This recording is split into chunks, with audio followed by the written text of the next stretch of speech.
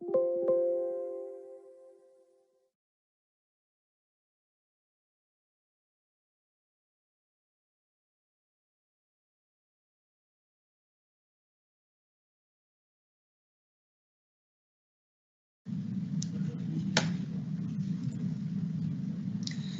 very good afternoon, everyone. On behalf of DDH training team and Chairman Dr. G. Narahari Shastri, I welcome you all in today's Vertical 1 session. Today we have with us speaker Dr. Achintya Das.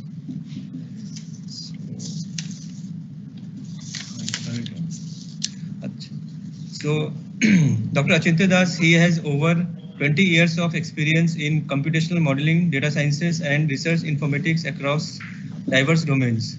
He has a broad background in methods, development, and applications in computational chemistry and biology, informatics, AI, and predictive modeling, data analytics, research, IT. He also owns expertise in computational drug development, artificial intelligence methods for data modeling, multiparameter optimization.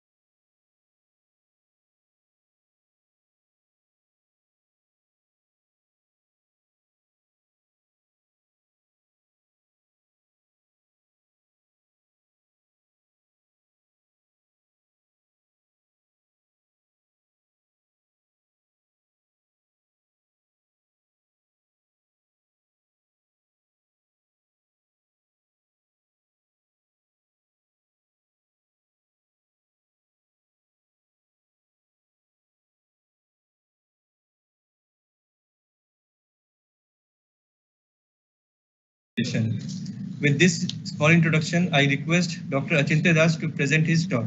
Over to you, sir. I've been seeing and reading AI is all around us right now, and it is much hyped up. And this reminds me of the time when I started molecular modeling. This is when you have a methodology which is not yet mature, and you get a hype around that.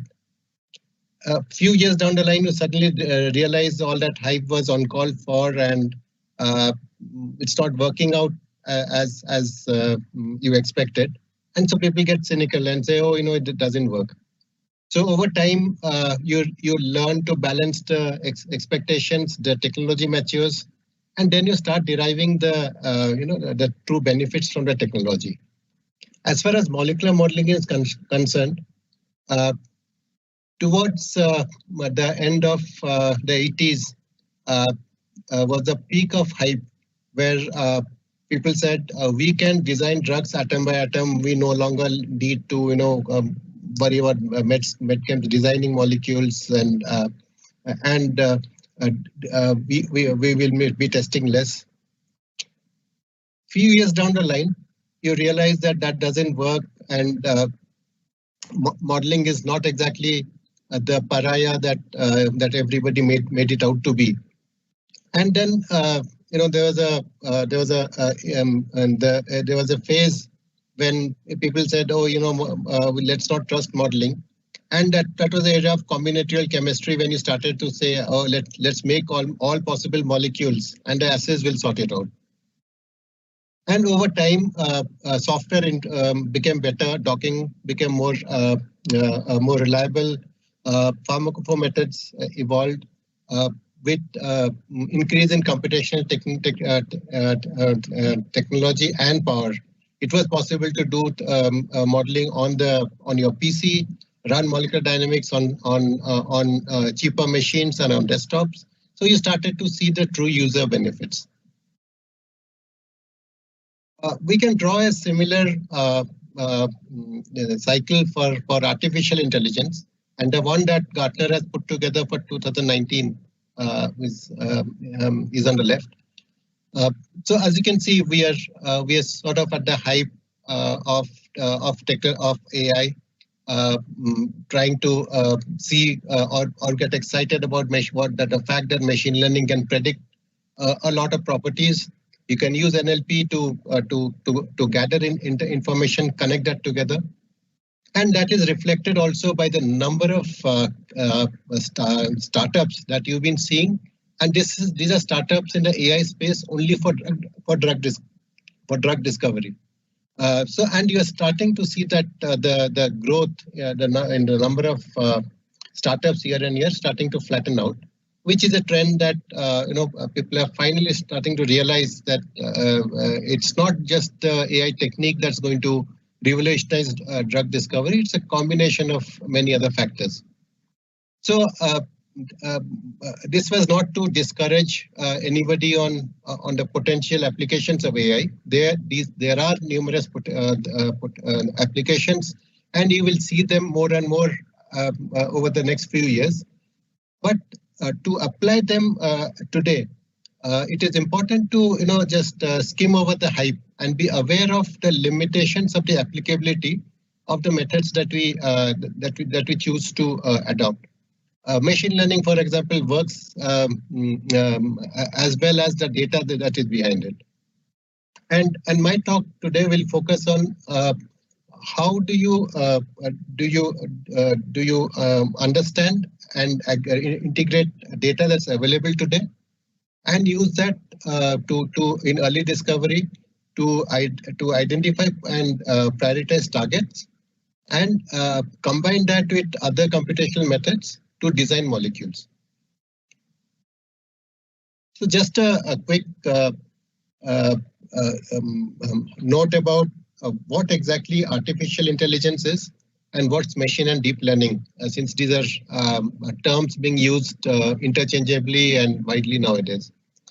Artificial intelligence is actually a very broad area of technologies, and they span not just the machine and deep learning, but applications in speech, in vision, in automation systems, in language processing. So not all of them are of use right away, but they all have a role to play in the entire drug discovery and development cycle. So AI by itself is any technique that enables the algorithm to mimic certain human behavior, be able to sense something, from that make some reason about it, and act on it, and adapt as a system. So you could, for example, set up sensors for various measuring various parameters. Those sensors can, the output of the sensor can tell the AI engine, hey, something is going wrong there, and you need to, the model behind tells you to prevent that, you need to act this way, and that makes that whatever the process adapt in a certain way. The learning methods are those which keep on improving its experience. By that I mean it learns from data, and as data gets more or get better, you start getting better and better with more learning. And today, predictive models based on machine learning are the most attractive area for benefiting drug discovery. Large pharma companies today use over 300 machine learning models at various stages during discovery and development. So the way to get the most out of AI is to think of it as a decision enabling process, where you use AI to integrate information from other modeling methods or augment those modeling methods to enable taking decisions along your drug discovery or development program. So at each point, asking questions like, what is the right target for your disease area? Once you identify the target, what would be the right molecule for it? And then when you go towards development, what would be the right strategy to improve success in the clinic. So at the target ID and validation stage, a lot of work is done to learn from the big data that comes out of various omics technology. That all the data that comes out needs to be connected with biology to establish target disease connection associations. And not all genes that get over or underexpressed in omics data are potential targets. So they may not be drivers of disease. Some of those proteins may have some other adverse effects. So all those can be learned using network models to connect that omics data to biology. And I'll show you a slide on how you can do network analysis, combine data to do predictions about druggability. When you move towards compound discovery, we all do virtual screening, and AI can help you to do that faster. You could start that screening either virtually or from a HTS evaluation. You could do it from a phenotypic screen where you have no target information. And when you do that and start looking at what are the series that you want to take forward, the predictive models that you build around ADME talks can help you evaluate your molecules or your series right at the beginning of the program to see would there be a likely issue with pharmacokinetics or toxicity later, and you could optimize or select the right series right at the beginning, and this will reduce your lead optimization time. It will increase the chances of your success in later animal and human studies. The other thing that people are using AI for actively now is what you call multiparametric design. By that I mean, it's not that you're using docking, finding a molecule that's the most active for your or binds best for your target, take that forward, and then realize, hey, there's a solubility issue, there's some stability issue, and you start then improving those parameters. I'll show you a case study of how you can integrate all these properties and design molecules not for activity, not for solubility or for stability, but gets the best balance of all those properties to help you move your molecule forward. And as you go towards development, the same omics data that you had used to develop mechanistic associations are then used with data that is being developed during preclinical and clinical development to look at biomarkers for success as well as for adverse events. It helps you look at establish the safety profile and the doses region that you should stay within. Increasingly now, formulation models are being built both in terms of deciding which is the right formulation and also optimizing that formulation using modeling. And when you go to clinical development, you can match patient signatures with your biomarkers to stratify patients. You can get the results of a preliminary or the first trial. Look at the non-responder and responders, and look at what kind of population actually responded, and you can devise the reasons for that and adaptively refine your trial. And that's being done now on a pretty regular basis, specifically for oncology. So right at the start of a discovery program, you typically start by looking at what is the ideal target for your disease. You could, of course, do a phenotypic screen and start off without knowing the target. But most of the discovery programs start by looking at a target. And the way you identify targets is you read a lot of information around that disease area. You analyze transcriptomic or genomic data that comes out of patient samples, and then you try to see what would be the best target for your disease of interest. Traditionally, people did a lot of literature gathering around this, lot of reading, which was time intensive. And today, natural language processing helps you cut that down.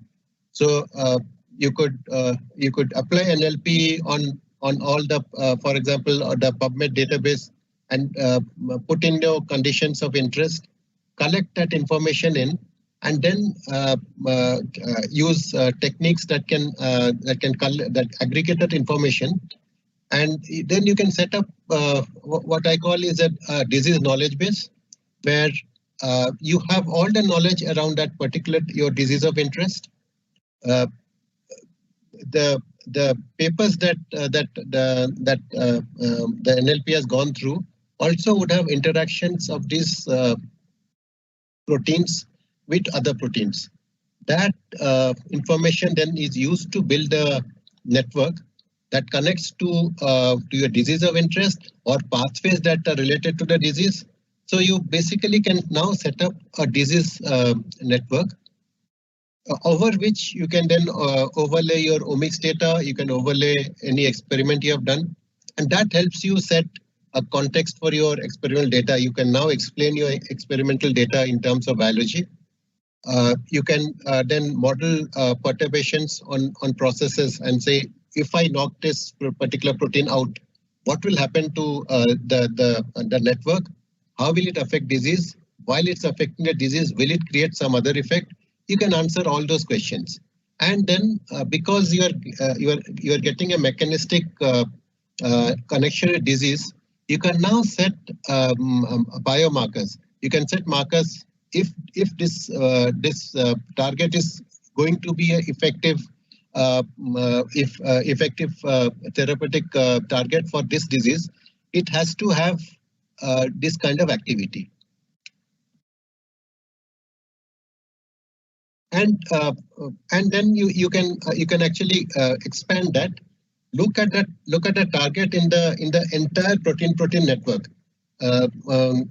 that's known, and then look at what are the other proteins it's connected with. What are the drugs known in the neighborhood of that protein? Is there any pathway that is associated with which can cause toxicity or adverse effects? You can look at all those that by looking at the network, the information around the protein on that network, and the techniques typically that are used are similarity measures. How similar is something to something? By network modeling, by that you find connections between various nodes or neighborhoods and see how, for example, if your protein was in this neighborhood, all the molecules known for the proteins in this neighborhood show hepatotoxicity, for example. There is a very high chance that any molecule that you design for your protein of interest will also show hepatotoxicity.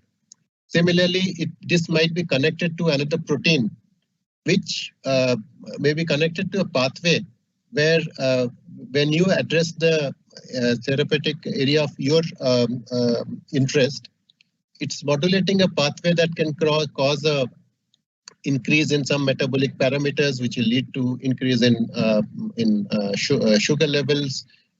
You can predict all that, and at the end of it, you can have a collection of information around your target about its link to disease about what are the other proteins it interacts from which is there an interesting disease area that you can also target, or is it that will lead to a potential side effect?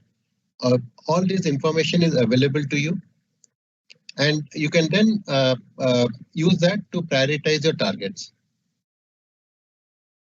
Now, once you have a target from analysis of the network, and you have validated that in your in vitro or in vivo disease model, you now, if you're going for a small molecule discovery, you are now starting to think about what are the starting points for my chemistry. So the sheer number of molecules that are being used for screening today, be it virtual or high throughput, makes it impossible for a chemist to sit and go through those results manually and try to make sense of it. You typically use up to 1 million compounds. Virtual screens are now touching around 4 to 5 million compounds. And if you get a number of hits from that, you need to now understand what are the kind of series that you'd like to take forward. And that's a thing that cheminformatics and what I've called unsupervised learning methods here can help with. So let us say your hits come from either a high throughput screen or a virtual screen.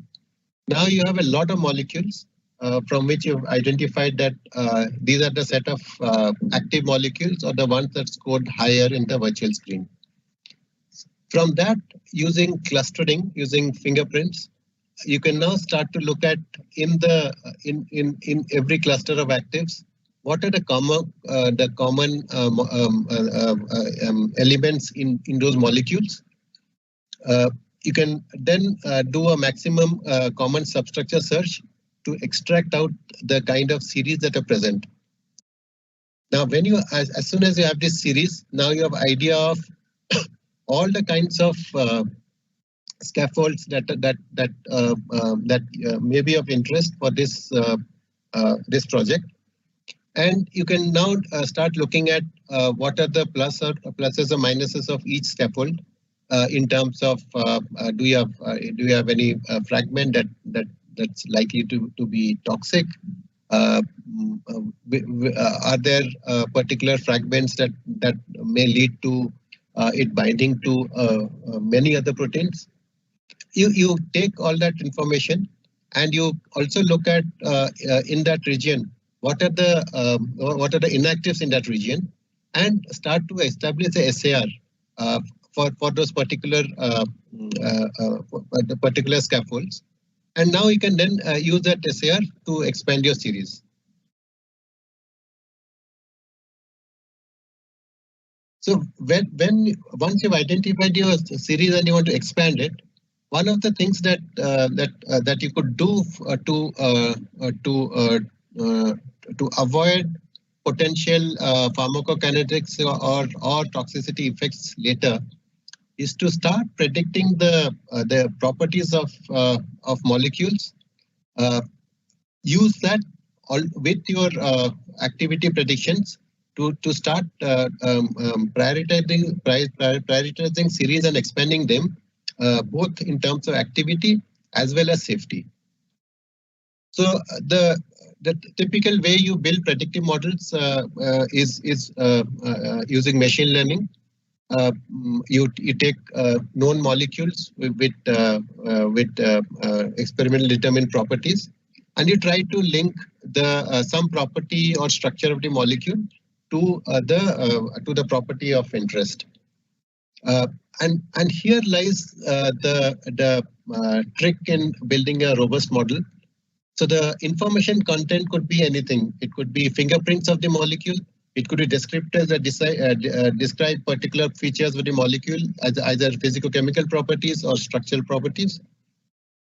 You can actually take it beyond molecules to operate on networks, on text and images. One of the use cases is that you take the images coming out of spectroscopy studies out of imaging experiments like the high throughput screen. And the image, the machine can learn from the image itself to bring out relevant information and build a predictive model. So when you start building these predictive models, it's important to know what kind of model to build. Not when I say what kind of model, it's not about the learning method. It is about what is the information that should go into the model. For example, if you are building a model for phototoxicity, and you start by using that topology or just a 2D information of the molecule, you'll always get a model because a learning method doesn't care about the quality of the information. If you put garbage in, you'll get a garbage model. But you know that toxicity, phototoxicity is very sensitive to differences in the homolumo. So if you do not have electronic properties calculated and put into the model, you are likely to get a very poor model. So these are a few examples of the kind of models that we use. We've used a mixture of techniques to get the features that go into these models. So, for example, our metastability models are built on fingerprints.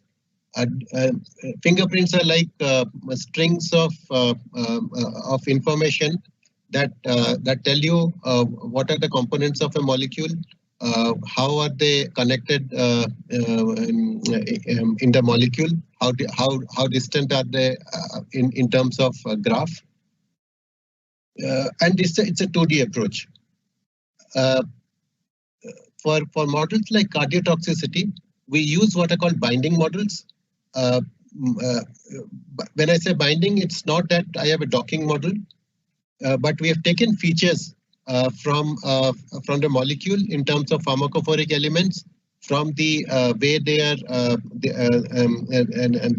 are oriented, and those go into the machine learning model to predict binding to a certain to a particular protein. For example, the cardiotoxicity model takes hERG binding as a primary constraint. The renal toxicity model is based on 3 proteins that are important markers of renal toxicity. But if we are trying to predict something like skin sensitization, if you start putting in fingerprints or pharmacophoric features of a molecule, it just won't work. I mean, you'll get a model, but it won't be widely applicable, because irritation is based on certain parameters of the molecule, which are reactivity based. So here, what you would benefit from is to run a DFT calculation on the molecules. Use those the reactivity parameters that you compute from that as input into your machine learning model to start to build a better predictor. And the other thing that people often do is use machine learning models in a dose or time dependent manner. There is nothing in a machine learning model that can actually do it. So, for example, a molecule might be hepatotoxic at a certain concentration, and it might be safe at a certain concentration. If you are looking to flag that, a machine learning model won't work. That just flags early toxicity. So if you are going to or interested in predicting toxicity in terms of concentration, in terms of time, then you need to move to a systems model where you connect the processes within the liver through enzymatic reactions. Simulate that to come up with a steady state model, and then you can perturb that model for your compound and see what the effect on the liver would be.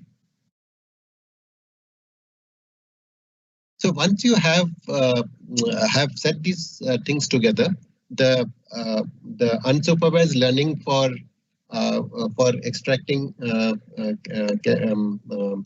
right scaffolds, you have the the uh, toxicity and PK models. You can then set up a AI-guided workflow to identify a library of molecules which are optimized for your project. So your data could be the structure of the target. It could be known ligands. It could be activity that has come out of a high throughput screen. To identify the hits, you use cheminformatics to get the series out. You can build the QSAR, use docking if you have the structure, or pharmacophore approaches. So you now start looking at what are the hits. Once you have you have a CAD or a QSAR model, you can then go back and search through databases to see what are the molecules that are closest to your hits, which will enable you to expand those hits. If you are worried about novelty, you want to commercialize a molecule. Novelty is a big issue. If you can use novelty, you can use synthesizability. You can use your ADME and safety models now to screen all the molecules that you are designing by making R group replacements. And you then start to put the best molecules into a focus library around your target. And now this library is not just optimized for affinity, but it's often optimized for affinity. It's optimized for novelty. It's also optimized for safety and ADME.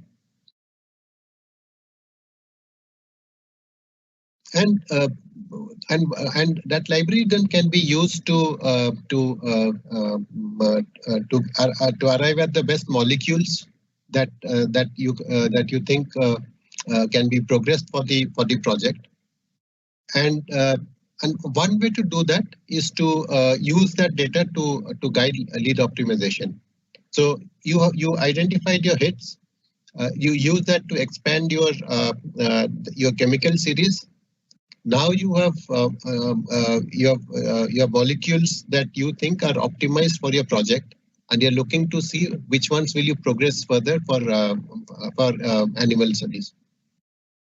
So again, at this point, you are not just optimizing activity, but you're optimizing various pharmacokinetic features. You are also looking at potential toxicity because the next step is the animal model. And then the lead optimization is where most projects get stuck, and a typical project takes anywhere from 6 months up to 2 years to get to a candidate molecule. So what we have put together is a AI workflow that does exactly that but on the computer. So you set a project objective. The project objective is not just about saying my activity should be this or the molecule should be active for this target. The project objective is that I want activity for target A. I do not need binding to proteins A, B, F, C, D, E. I like solubility in a certain range. I would like permeability in a certain range. You would like to, if it's oral, there are bioavailability and clearance parameters. If it is a neuro target, you most probably will want to penetrate the blood-brain barrier. So all those requirements are put as a project objective. The various models and rules help assess that on the computer. For example, you can use your CAD, the docking and the pharmacophore model to look at affinity. You can use your ADME and tox models to predict PK and toxicity endpoints. The molecules that you're building may not be synthesizable, so you use a lot of medchem rules to ensure that you are building molecules that make sense to a medicinal or a synthetic chemist. and any other property that you'd like to have as part of that project. So you start with the data that you have. It could be the virtual screen molecules. I'm sorry. It could be the molecule that came out of your workflow to identify hits. It could be the assessed data after you've run a set of experiments on the first set of hits. You then do a virtual enumeration. You change, make a replacement on R groups that passes through the workflow and scores your molecule. It predicts all the properties and then scores your molecule for the project objective. And you run that cycle and keep collecting the molecules that have the highest score for your project. And those are the molecules that you will then pass on to your synthetic chemists and your DMPK and assay biology scientists to assess. And if you haven't achieved your project objective yet, you then feed that data back and run the cycle again. So in a couple of these cycles, you will rapidly achieve your optimized molecule that you can then progress further. To make it clearer, I will illustrate with a case study. So this is a project we had done a few years ago, where the client had nanomolar molecules for VLA4, but they were struggling with bioavailability and poor clearance. And by the time we got involved, the project was running for more than 8 months. And this is the ideal molecule they were looking at. And after 8 months, they did get to a decent molecule. But when they optimized bioavailability and clearance with activity, what they found was the stability of those molecules were very poor. So M, R, and H are stability in mouse, rat, and human. So we got the data and started looking at it. And so the first thing we did was we built models for each of those properties that they wanted to optimize. And the way the method works is, as I said, we create a project function, and that project function scores your molecule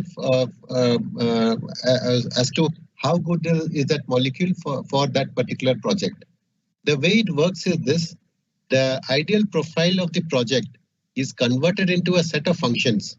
So, for example, the ideal activity was to less than half a nanomolar, 0.5 nanomolar. So, excuse me.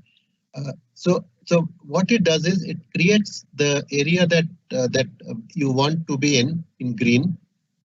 The red is the prohibited area. You certainly don't want activity or any property in that area. But it's not always that you will achieve all properties in green. So if you cannot do that, you're okay to be in the orange region. So it converts this information into this kind of plot, these functions, and evaluates each of these parameters. Is it good or bad? And then all those four evaluations is combined into a score. And the score is what we call the project score. If you attain a score of 1, that means you have the perfect molecule for your discovery project. And as you move away from 1, your compounds become poorer and poorer. So what we have done is we have converted a lead optimization project into a project where we have to optimize the project score. So the first thing we did was we put all the molecules they had generated into the project function, and as you can see, around 75% of the molecules they had made scored below 50% for the project objective, which means that for the most part of the time, scientists were spending their efforts in making and optimizing molecules which were of no use to the project. So we put that through our AI workflow. And as I told earlier, the workflow is basically a in silico lead optimization process where you're going to design molecules, predict their properties, and score it. So you start with a series using a library of R groups. You start enumerating molecules, filling in the R groups that R1, R2, wherever you needed to make the substitutions. Once you have enumerated the molecules, you predict the properties that need to go into the project, score. Activity from your CAD model, the predictive machine learning models give you bioavailability, stability, and the other parameters. Once you have predicted those properties, put it through the function to calculate the profile score, and you keep on running this cycle and collecting the molecules with the highest score.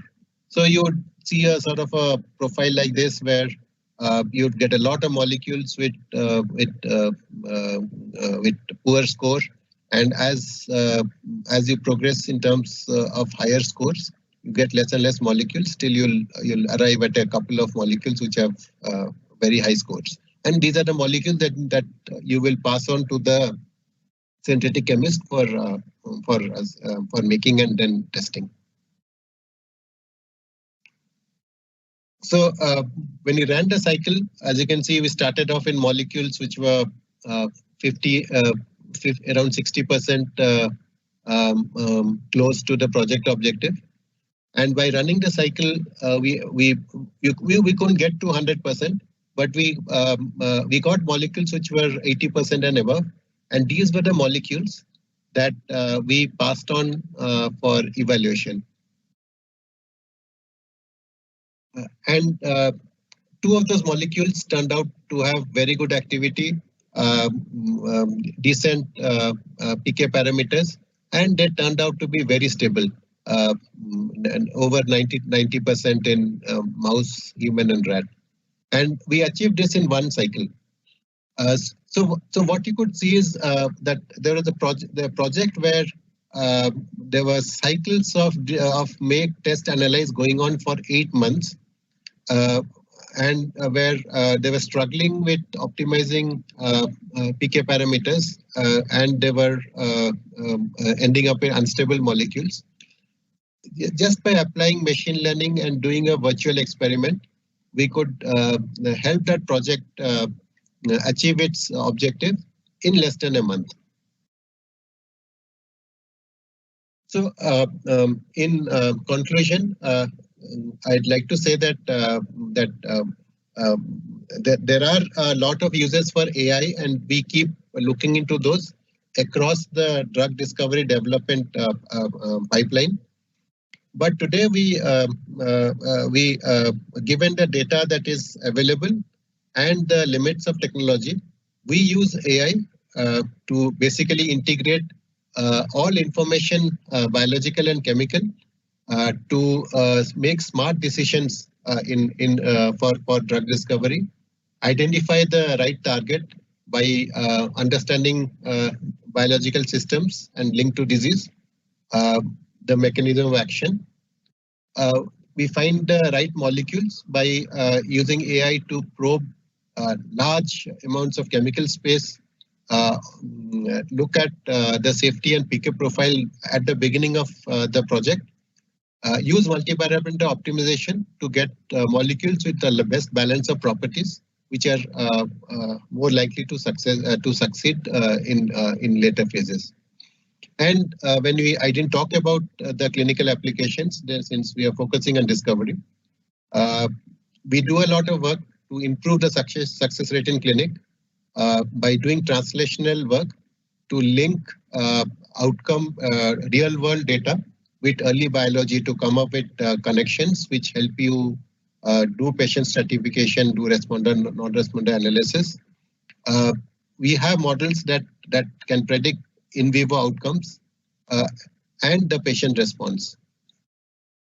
So with that, thank you very much, and I'll be happy to take any questions.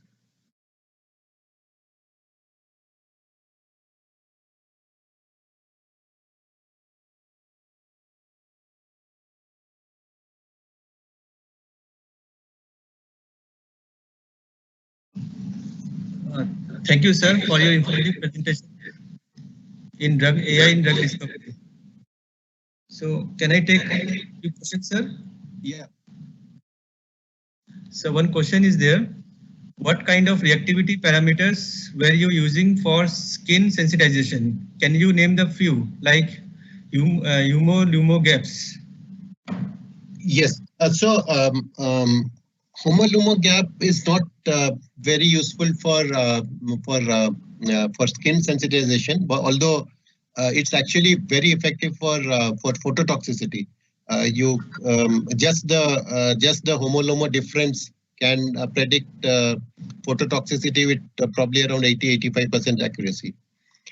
The skin sensitization model takes into takes as input parameters about that go into oxidative reductive processes.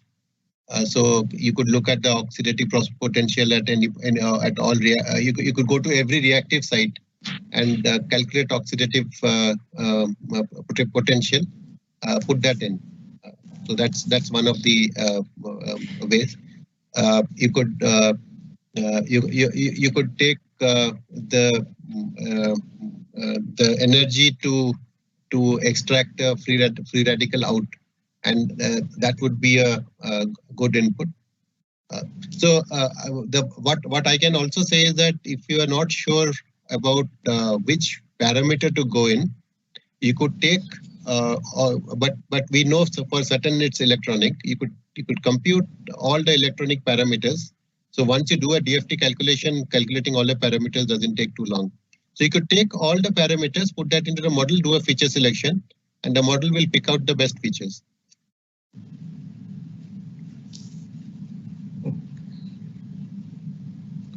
Okay, thank you, sir, for answering this question. So we have come to an end of this session. So on behalf of Director CSR NIST and DDH Training Program team, I would like to thank you for accepting our invitation and give presentation on this platform. Thank you all, and I request all the participants to join on Vertical 3 at 6 p.m. Thank you. Thank you, sir. Thank you.